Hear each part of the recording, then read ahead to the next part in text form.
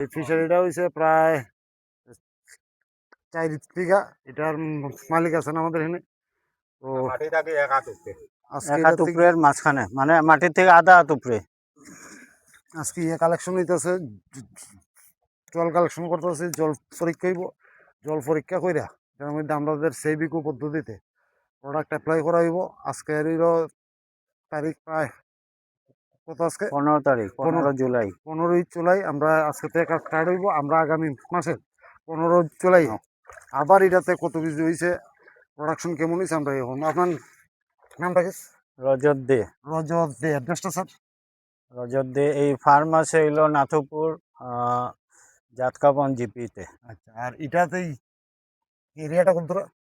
এটা water area আপনার 1 hectare হইব। 1 হেক্টর। আর এটাতে প্রেজেন্টলি কত কি আছে, স্টক আছে?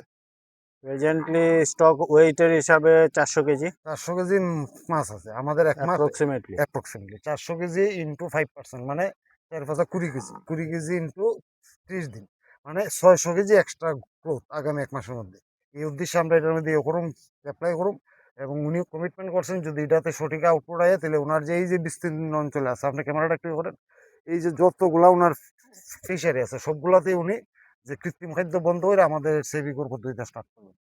ওকে, থ্যাংক ইউ।